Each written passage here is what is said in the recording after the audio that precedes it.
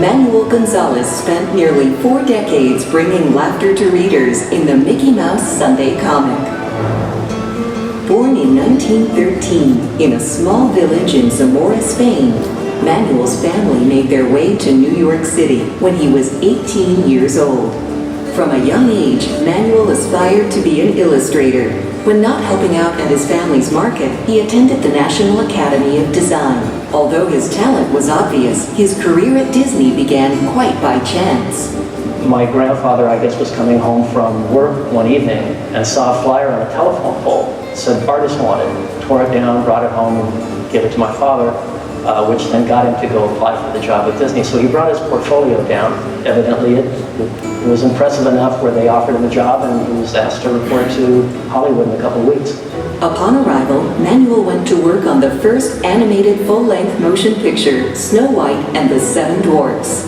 Manuel's work drew the attention of legendary Mickey Mouse comic strip artist Floyd Gottfredson. Soon, Manuel took over the Sunday Mickey Mouse strip permanently. He carried the Sunday page, drew it week after week after week. Mickey had become a regular guy. He lived in a house, he had friends and neighbors, and Manuel Gonzales did a wonderful job of presenting that character, as well as many other comic strip characters, to the public. Beyond Mickey Mouse, Manuel's broad range made him invaluable to Disney, rendering a variety of characters with a soul and spirit true to their personality. Mischievous, majestic, playful, perturbed. I think there are a lot of facets of Mickey that I could say probably were mirrored in my father. When my father was young, he liked adventure. He rode a motorcycle. He and his friend used to fly biplanes. And I think probably more than anything else, we'd be having dinner and it would be quiet. And I'd look up and I would just see him smiling at us. Manuel was presented a Mouse Car Award for his company accomplishments by Walt Disney himself in 1966. He felt himself very fortunate to have the job that he did.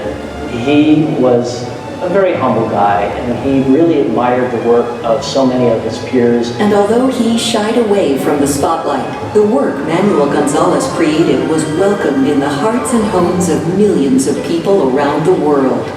I guess I was grateful to have been in the same environment with the greats in the industry, you know. So I was grateful for that.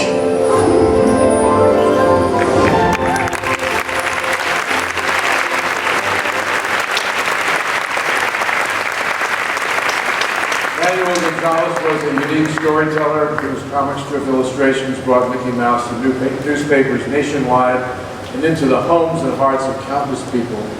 As a publicity artist, his work gave audiences around the world their first glimpse of some of Disney's classic animated films, driving their interest and increasing their excitement for the movies. His body of work is an important part of our history, and his contributions to Disney's legacy are invaluable. So for those reasons and more, Manuel Gonzales is a Disney legend. I'm very pleased to have Manuel's son, Dan, here to accept his father's award. Dan Gonzales.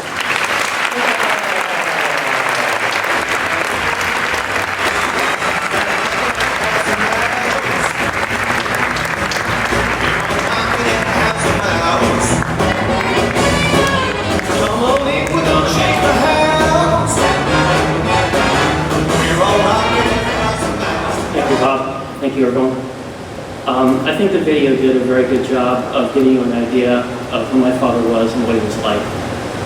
So if I may, I'd like to share a story with you, a story my dad told me a long time ago by my encounter with Walt. My dad had been with the studio only a few years, and he had just moved into the comic strip department.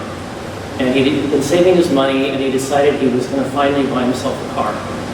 1939 Packard convertible. He didn't know at the time that Walt drove a 1938 Packard convertible, same color. You know where this is going. So he drives the car into the studio the next day, and the guard at the gate, who was apparently looking more at the car than at the driver, waved my father into a prime spot. So my dad didn't think anything of it. He parked in the spot, went up to his office and started his day. About 10 minutes later, the guard rushes into my dad's office and says, "Manu, you have to move your car. You're in Walt's spot." So my dad hurries downstairs, moves the car, and as he turns around to go back up into his office, he sees Walt standing there tapping his foot. So he apologizes and he expects to be scolded, but instead he said, Walt put his arm around him and smiled and said, I think maybe I'm paying my artist a little too well. But then he walked him up to his office and proceeded to tell everyone in the department about the wise guy who parked in his spot. And for years after that, it became a running joke between he and my dad. When he'd see my dad around the studio, I'd stop him and say, Manuel, what kind of car are we going to buy next? But in reality, my dad was a very regular guy. He acted like a regular guy, and that's how his friends and we, his family, saw him, in addition to being a world-class father.